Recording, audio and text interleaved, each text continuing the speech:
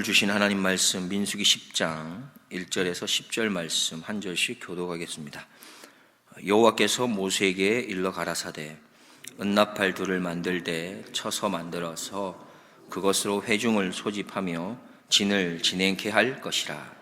두 나팔을 불 때에는 온 회중이 회막문 앞에 모여서 네개로 나올 것이요 하나만 불 때에는 이스라엘 천부장된 족장들이 모여서 네개로 나올 것이며 너희가 그것을 울려 불 때에는 동편 진들이 진행할 것이고 제2차로 울려 불 때에는 남편 진들이 진행할 것이라.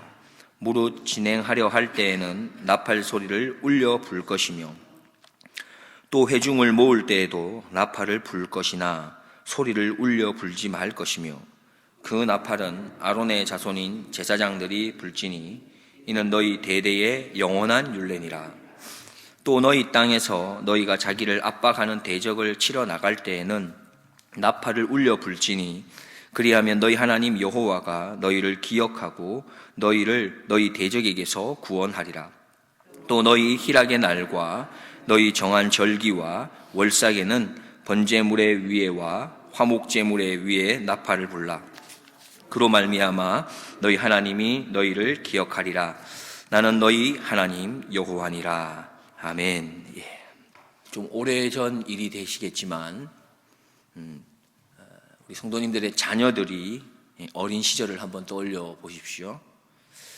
유치원이나 초등학교, 다시 말해서 부모의 그 바운더리에서 이렇게 벗어나게 되는, 떠나게 될 그때에, 그래서 부모의 시야로부터 멀어질 수밖에 없는, 그래서 스스로가 자녀들이 이제 집 밖에서 활동해야 되는 그 시기가 되면은 부모로서 가장 먼저 또 가장 중요하게 자녀에게 가르치는 것이 있게 됩니다. 그게 무엇이냐면 바로 교통질서라고 하는 거죠. 그전에는 꼭 그렇게 안 가르쳐도 바운더리 안에 있기 때문에 부모님들이 다 컨트롤할 수가 있습니다. 근데 이제 집 밖으로 나가고 유치원을 가고 학교를 가게 되면 가장 걱정되는 게 자기 스스로가 이제 그것을 선택하고 살아가야 되기 때문에 교통 질서에 대해서 많이 강조를 하죠. 다들 그러셨지 않습니까? 네. 무단횡단하지 말아라. 빨간불은 반드시 서야 된다. 파란불이 켜지면 건너가는데 그냥 건너가면 절대 안 된다. 좌우를 살피고 건너가야 된다. 이렇게 얘기합니다. 이러한 규율들은 어린 자녀들에게 있어서는 참으로 중요한 것입니다. 사실 목숨과도 직결될 수 있는 것이죠. 그래서 부모님들은 한 번, 두 번 말하는 게 아닙니다. 매일같이 말합니다. 유치원을 갈 때마다, 학교를 갈 때마다. 심지어 80 어머니께서 60 아들에게도 말합니다. 아들아, 차 조심해라. 평생을 가르치고 또 그 규율을 잊지 말라고 그렇게 말씀하시는 거죠. 또한 이런 경험이 있으실 겁니다. 횡단보도를 앞에 두고 신호등이 바뀔 것을 기다리고 있는데 잠깐 옆에 있는 사람하고 이야기를 했거나 잠깐 핸드폰을 보고 있는 그 찰나에 어느 순간에 이미 파란불로 바뀌어서 이미 그것이 시간이 지나서 빨간불이 곧 다시금 돌아올 것 같은 그런 순간을 맞이한 적이 혹 있지는 않으십니까? 근데 만약에 그 신호등에서 신호가 바뀔 때에 신호만 바뀌는 것이 아니라 소리도 함께 들려준다면, 그런 경험 있으시죠? 파란불로 딱 바뀌면서 띠리리리 하고 이렇게 소리가 같이 들려요. 그렇게 된다면 아마 그것을 즉시 알아채고 쉽게 놓치지 않고 그 파란불이 켜지는 것을 알고 지나가게 될 겁니다. 이 소리를 들려주는 것은 그래서 참 중요합니다. 더 잘 알 수 있게 만들어주죠. 하나님께서는 우리가 이 땅을 살아갈 때 꼭 필요한 규율을 말씀해 주십니다. 특별히 안전을 위해서 우리들에게도 하나님이 주시는 신호들이 있습니다. 하나님께서도 이렇게 말씀하시죠. 빨간불이 되면 서야 한다. 파란불이 되면 나아가야 한다. 진행해야 한다. 움직여야 한다. 말씀합니다. 하나님께서는 눈으로 보여지는 이 구름 기둥과 바로 불 기둥의 사인을 통해서 우리를 세상이라고 하는 광야에서 안전하게 인도하실 뿐만 아니라 더 분명하고 더 확실한 사인인 바로 나팔 소리를 통해서 더 멀리 있는 사람에게, 또 한 사람 한 사람에게 더 분명하게 그렇게 하나님의 뜻, 하나님의 음성, 하나님의 인도하심을 알려주시는 분이십니다. 그 하나님의 배려와 그 하나님의 사랑과 그 하나님의 인도하심 안에서 오늘도 광야 같은 이 세상 가운데 승리를 맛보실 수 있는 우리 한 사람 한 사람이 되기를 주님의 이름으로 축복드립니다. 오늘 본문 말씀은 출애굽기 19장에서 시내산에 도착했던 이스라엘 백성들이 약 1년 동안 머물렀던 이 시내산을 떠나 광야로 나아가기 전에 마지막 준비를 하고 있는 것입니다. 출애굽기 19장 1절을 보면 이스라엘 자손이 애굽 땅을 떠난 지 3개월이 되던 날 그들이 시내 광야에 이르니라.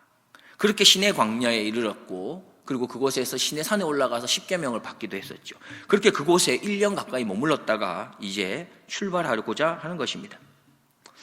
이스라엘 백성들의 이 광야 행진은 전적 무엇에 따라서 움직였냐 하면 앞서 살펴본 것처럼 구름 기둥이 멈추었느냐 움직였느냐에 따라서 그들은 한 걸음 한 걸음 진행해 나갔던 것입니다. 그런데 백성들이 조금 더 일사불란하게 움직이기 위해서는, 또 한 사람 한 사람에게 전달하기 위해서는 또 다른 신호가 필요했던 것입니다. 아까 앞서 우리가 신호등 이야기를 했었지만 구름기둥, 불기둥 이것 또한 쳐다보아야지만 알 수 있지 소리도 들리는 것이 아니기 때문에 놓칠 수가 있는 것이죠. 이스라엘 백성들의 행진, 그 멈춤뿐만 아니라 보행의 속도나 방향의 전환이라든지, 또 그에 따라 광야에서 어쩔 때에는 전쟁의 어떠한 비상시 행동 등에 있어서 일사불란하게 움직일 수 있도록 하기 위해서 또 다른 신호의 체계가 필요했던 것입니다. 본문 1절 2절입니다. 여호와께서 모세에게 일러 가라사대 은나팔 둘을 만들되 쳐서 만들어서 그것으로 회중을 소집하며 진을 진행케 할 것이라 했습니다. 하나님께서는 이렇게 준비하신 나팔의 기능에 있어서 1절 2절에서 두 가지를 이야기합니다. 첫 번째는 소집하는 기능입니다. 그리고 두 번째는 진행케 하는 것입니다. 구름기둥과 불기둥이 하나님의 인도하심을 상징하는 것처럼 이 나팔 소리는 바로 하나님의 음성을 상징합니다. 우리는 나팔 소리가 들리면 모이는 데 힘써야 하는 것이죠. 또한 나팔 소리가 들리면 모인 후에 다시금 진행하는 일에도 힘을 써야겠습니다. 오늘 하나님께서 우리에게도 나팔을 부십니다. 그러면서 말씀하시기를 모이기를 힘쓰라 말씀하십니다. 히브리서 10장 24, 25절에 서로 돌아보아 사랑과 선행을 격려하며 모이기를 패하는 어떤 사람의 습관과 같이 하지 말고 오직 권하여 그날이 가까움을 볼수록 더욱 그리하자 했습니다. 서로 돌아보아 사랑과 선행을 격려하며 모이기를 힘쓰라는 것이죠. 초대교회의 모습에 사도행전 2장 42절에 보면 저희가 사도의 가르침을 받아 서로 교제하며 떡을 떼며 기도하기를 전혀 힘쓰니라 했습니다. 교회의 모습, 서로 교제하라고 했습니다. 모여서 교제하고 모여서 떡을 떼고 모여서 기도하라, 그것에 힘쓰라 말씀했습니다. 초대교회는 모이는 것에 힘쓴 교회입니다. 가르침을 받는 것에도 모여서 힘을 썼습니다.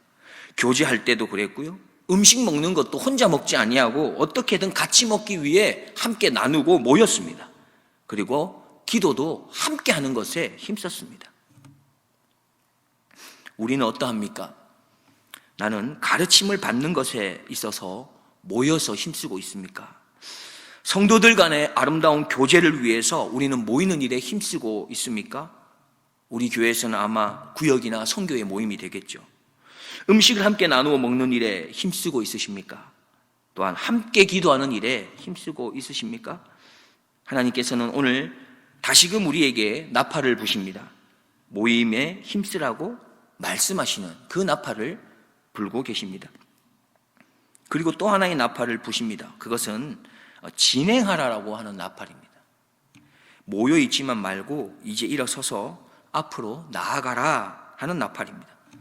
다른 말로 표현하면 모이는 교회에서 흩어지는 교회의 모습으로 나아가라 말씀합니다. 이제 교회는 모이기를 힘써야 하지만 흩어지는 것에도 힘써야 하는 것입니다. 우리 교회에서는 어떤 것이 모이는 모습일까요? 또한 어떤 것은 흩어지는 모습이겠습니까? 구역에서도 모이기를 힘쓰는 것은 너무나 중요합니다. 그러나 모이는 이유가 흩어지기 위함이라는 것을 기억해야 할 필요가 있습니다. 모임을 통해서 얻게 된 은혜, 모임을 통해서 받게 되었던 용서, 모임을 통해서 알게 되었던 섬김과 사랑을 가지고 이제는 그 안에만 머물러 있는 것이 아니라 세상을 향하여 나누어 주기 위해 흩어지는 것이 또한 구역이 할 일이며 성교회가 할 일입니다. 우리는 모이는 교회로 얼마나 힘쓰고 있습니까? 그리고 흩어지는 교회로 얼마나 힘쓰고 계십니까? 8절 말씀을 보면 그 나팔은 아론의 자손인 제사장들이 불지니 이는 너희 대대의 영원한 율례니라 했습니다. 나팔은 아무나 부는 것이 아니었습니다. 제사장이 붑니다. 지금으로 말하면 목회자나 전도자들을 가리킬 수 있겠습니다.